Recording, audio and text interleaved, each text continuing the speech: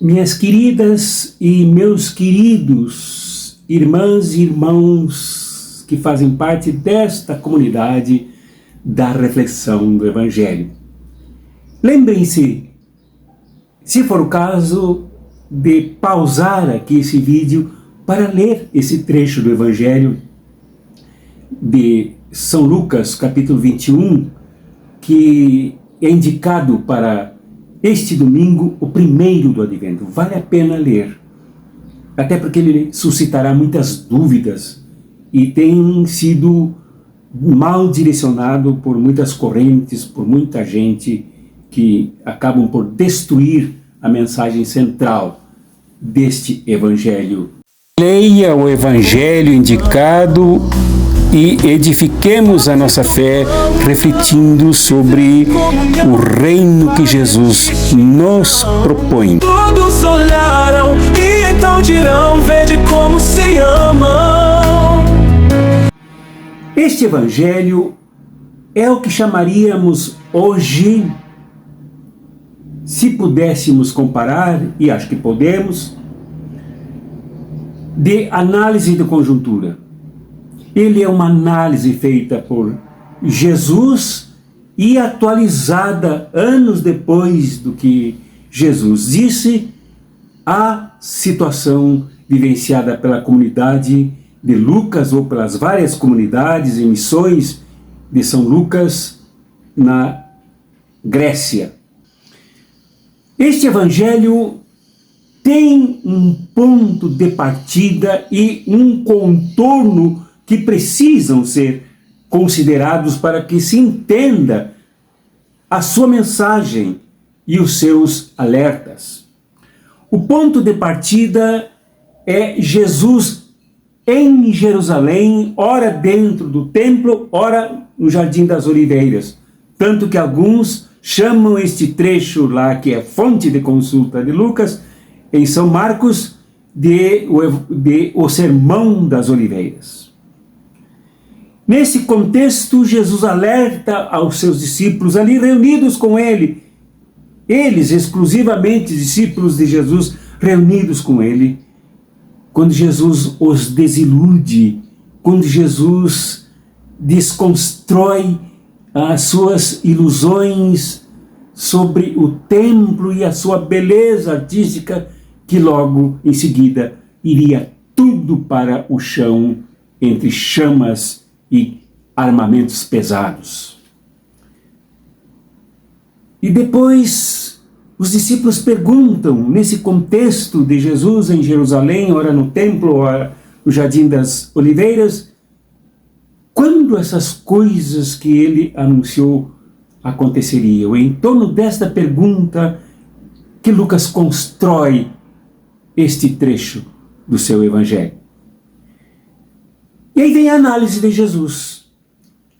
E como nós já falamos sobre isto, não me alongarei muito, que atinge aqui a derrocada de tudo isso que muitas vezes iludiu os discípulos de Jesus e o movimento inicial de Jesus, que ainda queriam participar disso tudo, sendo um segmento deste judaísmo aí corrompido e desse templo que foi para o chão. Isto que Jesus faz é alertar que haveria uma grande catástrofe promovida por uma guerra graças à falência do que agora termina, que é são as articulações da antiga aliança, que faliu. Faliu porque se articulou com esse grupo de pessoas aí do templo, esse grupo de pessoas aí da Judéia, que acabaram por dar as mãos para o inimigo da aliança, que é o invasor das legiões, dos exércitos, das armas, César de Roma, do Império Romano. Jesus quer dizer que isso tudo, todas as alianças, todos esses acordos, todos esses contratos acabaram por gerar esta barbaridade que aconteceu em Jerusalém, como de fato Isso se deu nos anos 70 com uma guerra fratricida. Guerra essa que mais ou menos é uma repetição do que já houve antes. Porque Lucas toma aqui para interpretar e fazer a sua análise e conjuntura,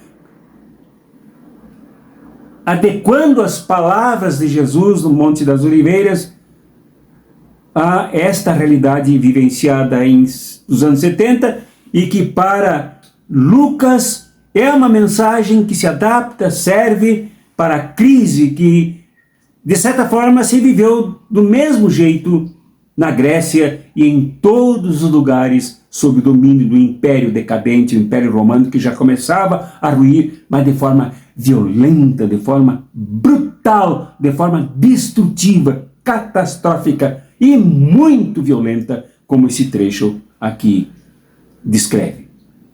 Tanto que Lucas toma Daniel, a profecia de Daniel, que foi elaborada e construída com a revolta dos Macabeus, cujo capítulo 7 desse livro de Daniel, do profeta Daniel, descreve e demonstra, insinua que houve também uma grande guerra, uma grande violência. Portanto, há referências na história, referências declaradas pelo pesquisador Flávio Joséfos, referências de historiadores como Filo e tantos outros do que ocorrera já no passado e que poderia se repetir, como se repetiu agora. Lucas também é historiador. Lucas releva a história como fonte importante de material interpretativo, para que não se caia nos mesmos erros nos quais estes grupos aqui caíram. E vocês leram aí, em Lucas, com a sua linguagem bastante forte, carregada, do que aconteceu com tanto desespero, tanto sofrimento, tanta matança, tanto sequestro de milhares e milhares de judeus e judias espalhados pelo mundo e com a matança de mais de 1 milhão de pessoas em Jerusalém. Então essa é a análise. Alianças feitas com os inimigos nunca servem aos interesses, por mais inocentes e puros que eles possam ser, e nunca são, de que o acordo com o inimigo poderoso traz vantagens, traz recursos, traz reforço, forças para a aliança interna com o povo. Não, a aliança com o inimigo poderoso sempre destrói quaisquer unidades, quaisquer convenções, quaisquer comunhões, quaisquer propósitos internos de quem tem boa intenção, de quem tem bons projetos. Mas Jesus foca nos seus discípulos e Lucas toma isso e leva para as suas comunidades. E ele não só consola passando as mãos na cabeça, não só consola dizendo, olha, fiquem tranquilos porque vocês serão protegidos, apaniguados e felizes no meio de toda essa destruição. Não, primeiro Jesus alerta que isso acontecerá como de fato aconteceu. Jesus não ilude os seus discípulos. O Jesus palestino que nasceu, desenvolveu seu ministério, maturou e foi assassinado na Judéia, nunca se iludiu com isso tudo e nunca permitiu que os seus discípulos se deixassem encantar por tudo isso, mas alertou de todos os perigos. E o segundo alerta é que Jesus colocou os seus discípulos esclarecidamente no meio desse contexto. E o que ele disse, o que ele ensinou aos seus discípulos para que vivessem a sua fé, vivessem radicalmente o discipulado com Jesus, para Jesus, radicalizado em Jesus, enraizado no reino que ele trouxe, vivessem no meio dessas circunstâncias, sem banalizá-las, sem achar que não eram verdadeiras, sem um delírio mental de que isso passaria logo, ou que não aconteceria só porque eles eram discípulos de Jesus. Não aconteceram e atingiram também os discípulos. Mas o que ele diz? Eu destaco 3 coisas aqui do que Jesus disse. Levantai as vossas cabeças, pois está muito perto a vossa redenção. 2 coisas.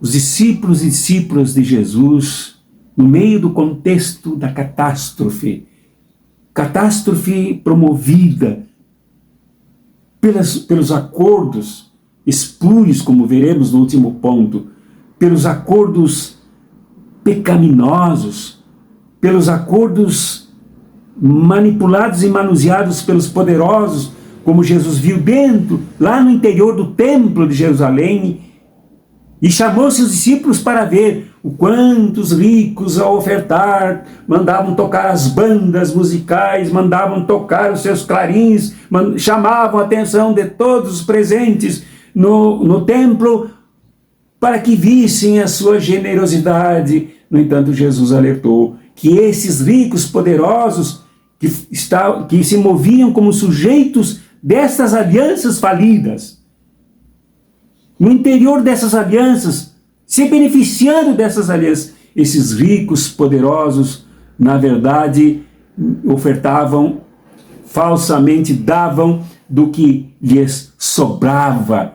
Portanto, essas suas doações, essas oferendas, essas ofertas não significavam nenhum compromisso com o povo, nenhum compromisso com aquilo que o Velho Testamento, principalmente reforçado pelos profetas, designava como projeto libertador. Nada disso.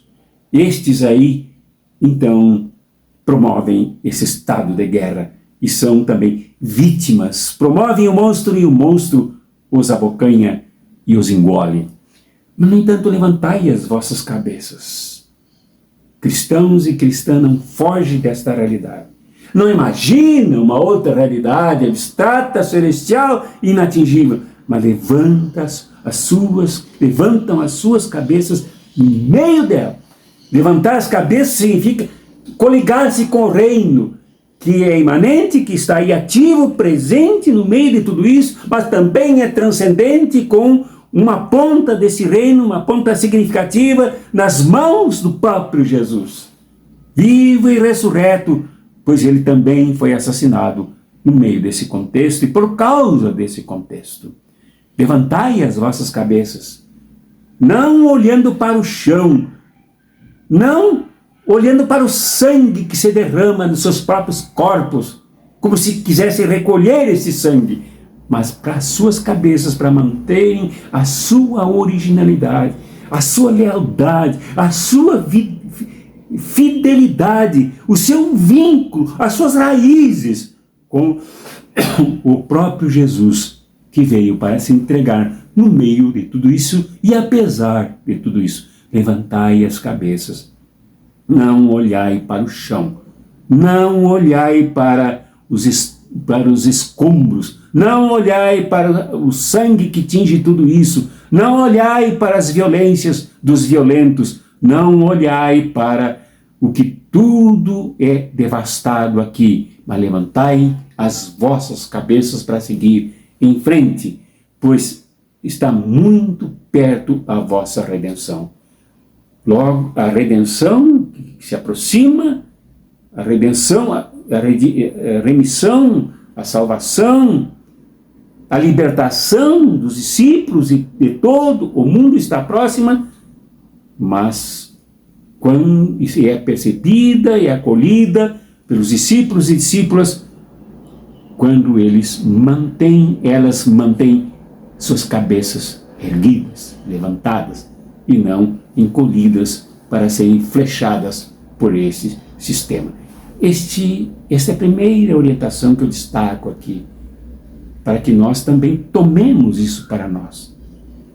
Aqueles que se radicam em Jesus, aqueles e aquelas que realmente se comprometem com o seu reino, não devem se deixar abater.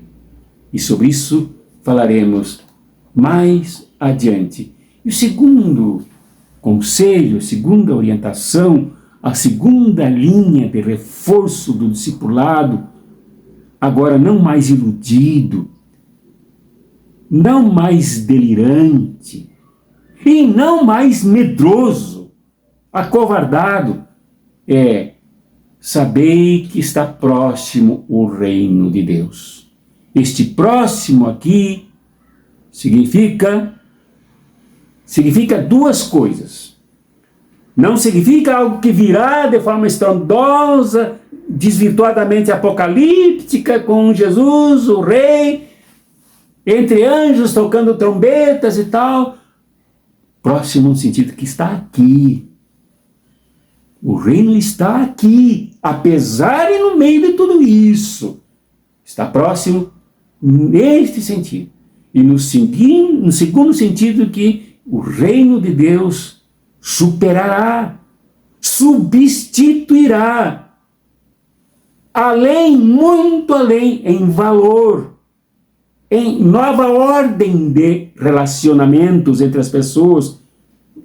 Não alianças e relacionamentos com quem destrói, com quem mata, com quem invade, com quem pisa, mas entre irmãos e irmãs do mesmo reino, da mesma comunidade, como Lucas registrará no seu livro próximo, que se chama Atos dos Apóstolos, o que aconteceu, de fato, com os cristãos e as cristãs em Jerusalém, nesse período, mais ou menos aqui, um pouco depois.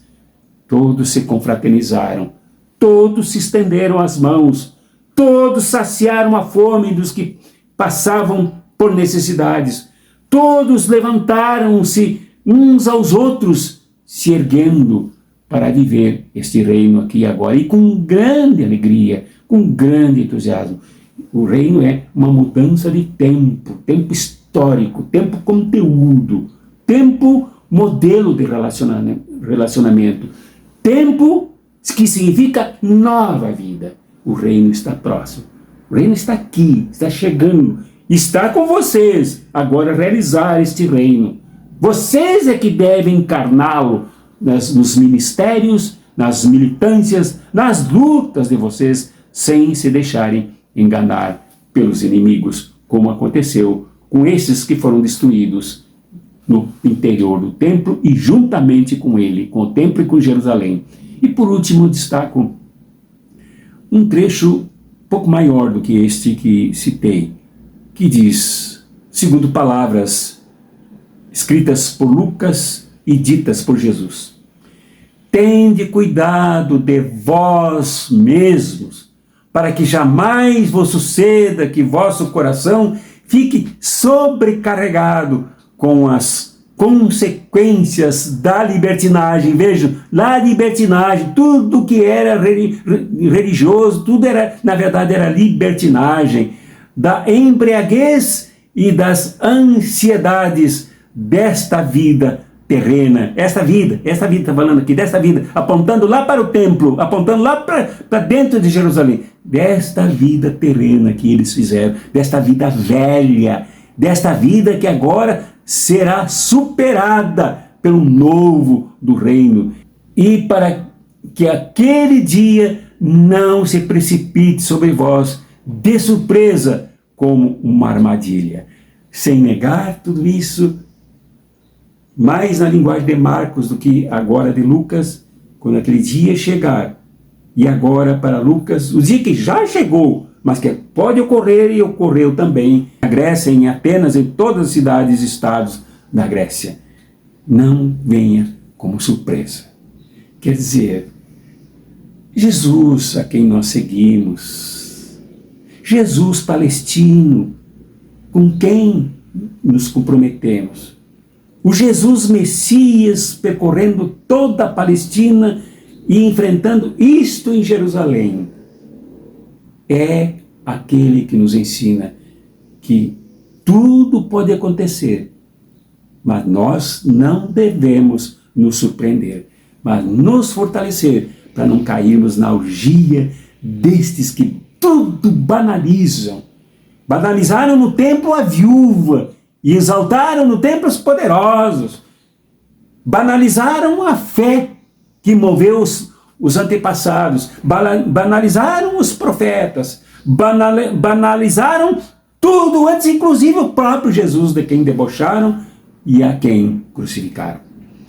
Então é preciso que nos preparemos, porque as armadilhas são sempre potenciais, são sempre ativas. Mesmo ocultas, elas se organizam para explodir em nós, contra nós, principalmente a nós, discípulos e discípulas que somos fiéis ao Jesus palestino, não o Jesus imaginário, não o Jesus abstrato, não Jesus sem corpo, sem história, sem mãe, sem pai, não Jesus sem regionalidade, sem geografia.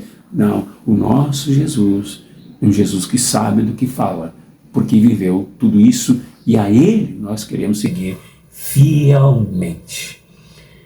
Hoje nós vivemos grandes crises, grandes catástrofes, que tendem a aumentar. Catástrofe exatamente promovida pelos mesmos princípios, pelos impérios. O império estadunidense e o império europeu ocidental. Estes impérios tratam as pessoas, inclusive entre seus próprios povos, como aconteceu com o Império Romano, que se incendiou a si mesmo, destruiu sua própria capital. E esse império de hoje é altamente catastrófico, destrutivo, e vem avassalando os povos, vem destruindo a resistência dos povos, vem destruindo as riquezas dos povos, as identidades dos povos, a espiritualidade dos povos, para depois, ponto final, acabar com as suas vidas. E não suas vidas organicamente postas, mas com o próprio planeta, a quem pretendem abandonar nas próximas décadas, nas próximas gerações. Esta é a nossa realidade. Nós enfrentamos hoje o imperialismo e o seu mecanismo azeitador e estruturante, que é o capitalismo. É destruidor, é devastador, é esmagador, é engolidor de carnes humanas e das vidas do planeta. Nós precisamos nos firmar com os mesmos princípios esses. Levantai vossas cabeças, não para a soberba, não para a vaidade, não para o autoritarismo, não para o fascismo, não para o sionismo, não para tudo aquilo que é arma e prática dos prepotentes, mas para não nos destruirmos também, porque nós somos importantes para Jesus, nós somos significativos para a realização do seu reino, e que nós nos envolvamos também agora pelo projeto do reino, pela mensagem do reino, pela ideologia do reino, pelo acontecer do reino, que está próximo, está junto de nós. Deve ser uma nova história, uma nova humanidade, novas relações, uma comunhão potente, uma comunhão amorosa, uma comunhão compassiva, uma comunhão de quem realmente é honestamente solidário e solidária. O reino está próximo, está junto. Este é o nosso conteúdo, e é isso que nós comemoramos no Advento. Advento é uma palavra latina que substitui a palavra grega parousia. Parousia é a segunda vinda, algo que estava para acontecer sem clareza nenhuma. O Advento é a lembrança, é o reforço da nossa fé, é o alimento nessa fé que deve nos resgatar, porque o reino está próximo, está junto. Vem aí acontecer, e deve acontecer em nós, deve acontecer também através de nós, com a nossa participação. Isto é Advento. Advento, para a liturgia historicamente cristã, é o ano novo. O primeiro domingo é o ano novo, para simbolizar, para representar esse reino novo que nós devemos encarnar, para não ficar somente nessa coisa de véspera desse Natal desse Natal aí que foi capturado, esse Natal do Deus Sol, esse Natal do Deus Dinheiro, esse Natal do Deus Mercado, esse Natal do Deus da Estátua da Liberdade dos Estados Unidos. Não, nós queremos um advento que nos renove, que nos revigore, não só passe as mãos sobre as nossas cabeças para nos consolar e dizer, não, isso não está, isso não aconteceu, fica firme, Deus é contigo, vai com Deus, Deus está no comando. Não, nada disso. Para nos fortalecer no meio de tudo isso, para resistirmos a tudo isso e não cairmos embriagados, embriagadas por esse sistema que aí nos destrói. Para isso é o advento. Este advento, retomando essa mensagem de Lucas, é para que nós tenhamos cuidado uns com os outros.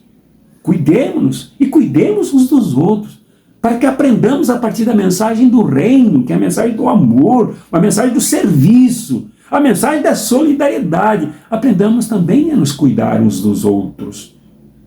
Como Lucas ensinou lá no seu livro Atos dos Apóstolos.